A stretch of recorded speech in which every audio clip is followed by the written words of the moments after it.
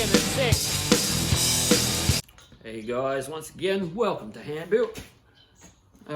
Where am I? What have I been doing? Well, during the week, I've been deshrouding valves and polishing these bits, chambers, whatever. So my biggest concern has been whether I've dropped the compression too much. So I'm gonna have to probably do a compression ratio, work out the calculations for that, just to see. And if I have, I might have to see if I can remedy that situation. I'm hoping it's fine, but we will see. Still got a little bit of porting. I've actually started on a couple of ports, just smoothing out the castings, getting all the burrs and stuff off, and starting to take some off around the actual base of the valves. Oop, got my finger in the wrong valve. I don't know if you can see that. I'm trying to take off a little bit around that bit there, just to make it so the air flows around the base of the valve stem a little bit better. I'm not getting too fancy because it's my first try and I don't want to stuff it up too much. Rightio. Oh, plus I've got my my 260Z was running a little bit bad. I took it for a good squirt out on the open road, opened it up a bit, and it's running better, but still not perfect. It seems to be breaking down a little bit on lower acceleration, like the lower torque areas. I think it's more to do with spark than anything. If you can see that one there, there's a bit of metal showing. If I touch that, I'll get zapped. That's not good. So what I'm going to do before I even worry about tuning the carbies anymore is get new leads, new plugs, maybe a new coil. I think I've got a set of new points already. I haven't put them in yet. So what I really need to do is buy a new module for my Mallory distributor so I can put that back in. They're not cheap though, $250 for a module. Whew. But yeah, it's got to be done eventually. So back to the 240Z, guys. I'm going to push it out and I'll get into what we have to do on that today. Okay, thought I'd fill you in on my plans. This block here is another F54 L28 block. It's got absolutely no ridges on the tops of the bores. And on the top of the piston it says, I think that's supposed to be 2.8, but I'm guessing, might clean the other one off just to confirm. So I'm guessing it's standard bore. So I'm going to get this motor, this block all machined up, balanced with flat tops. And then this is down the track, not straight away because I'm not that financial. And then I'll put that head that I've been working on, that one there, on top of it.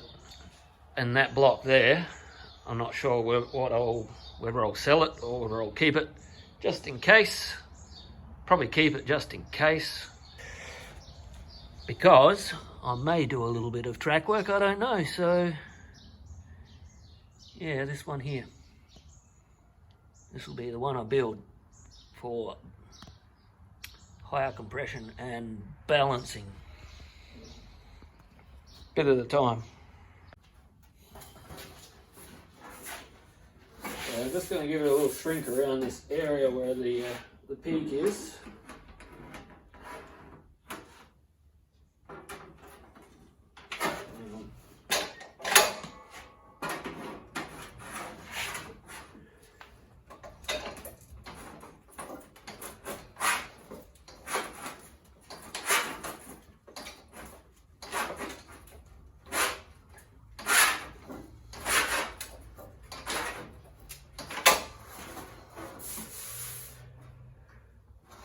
Already flattened it out a bit.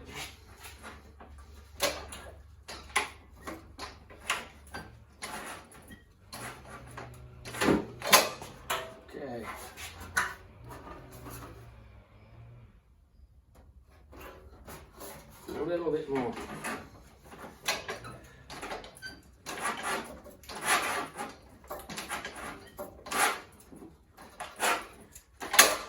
I'm just going to run it through the roller, through the English wheel, sorry.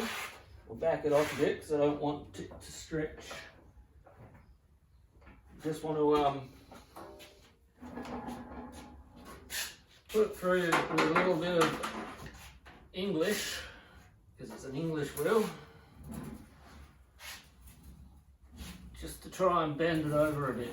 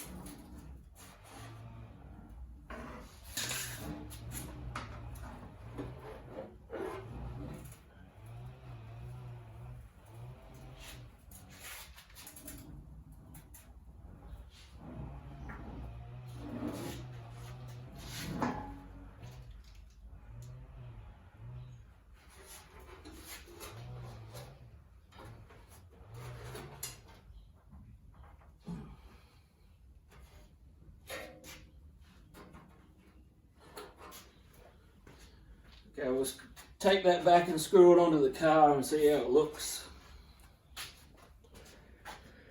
There you go, guys. You can see that's much better already. If anything, I need to pull it down a bit now. But that's just a matter of getting under here and actually literally pulling it down to get it into shape. So that's no major drama there. So that's I can tweak as I go as I'm welding it on. So that means I can move on to the roof. I might start up here. I'm going to get rid of some of this body filler around here so I can make up a little template to remake this area here. So I've got to get all of that body filler off. You see it's a little bit over thick. Once it's off, I can rework the shape of the tin a bit and make it a little bit more, what's the word for it? Acceptable. So yeah, both sides need doing. It's no major drama. And just a little bit on the back here, it's a bit thin with rust, and it's a bit short as well. So yeah, let's get into it. You can see here, guys, that this roof has had a hard time. It's going to take a little bit of plenishing to get this thing respectable again.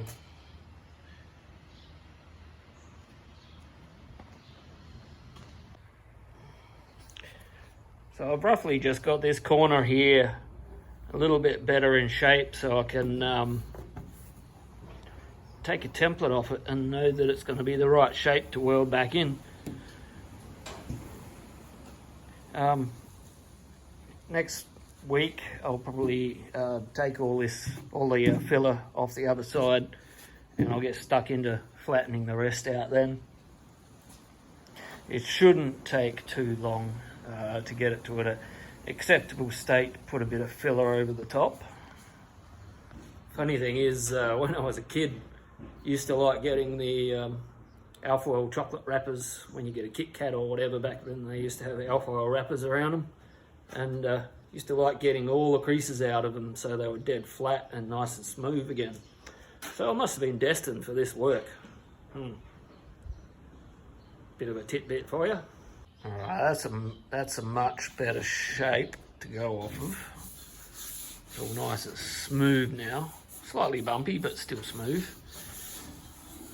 So yeah, I'm going to put some tape over this so I can trace out what I need to cut out and the lines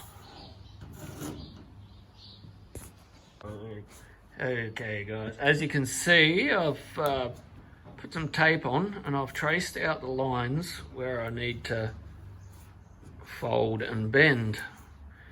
Now I've got to get this off without tearing it, and I'm going to stick it to some tin and then I'm going to cut that shape out.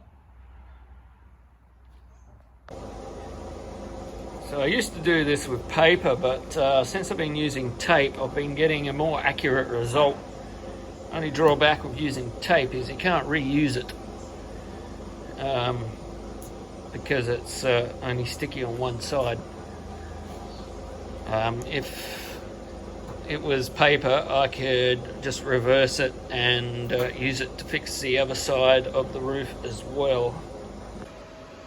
So I've got it close to the basic shape. It's going to need a little bit of shrinkage around here, I reckon, and a little bit of stretch in here to get a little bit of a rounder shape because it's a bit flat there.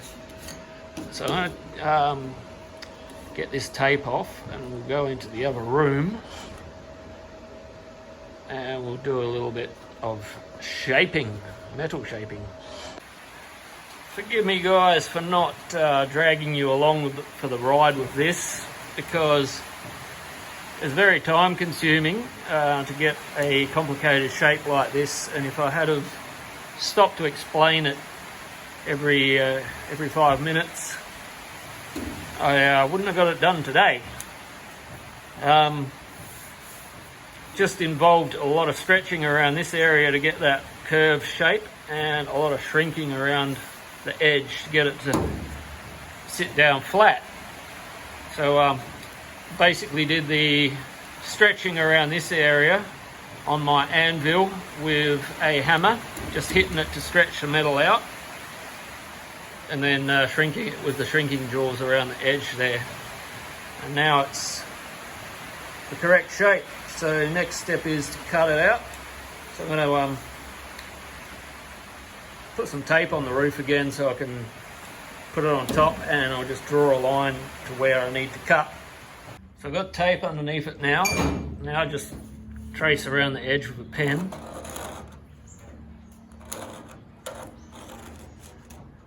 Like so.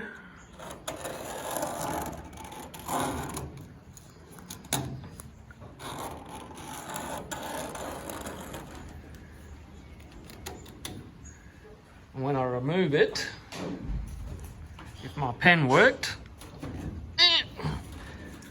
it's so hard. I need a cameraman. I'm trying to do this with one hand. Hang on.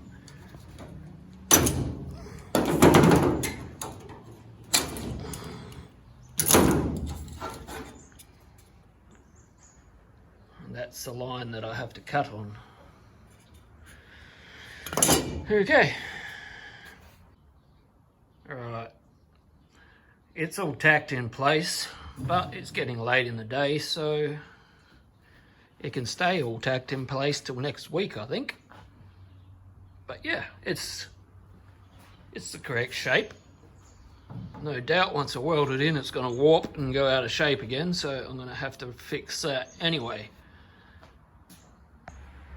So yeah, I'm going to call it a day again, and next week, hopefully I'll get both sides done of the corners of the roof, and then start pulling the paint off, so I can start flattening out the tin, and after that it's time to weld it all back together and make it a car again. That's getting exciting. Alright guys, you know the drill. If you could subscribe, like, share, all that crap, I'll see you next time. Till then, catch you later guys.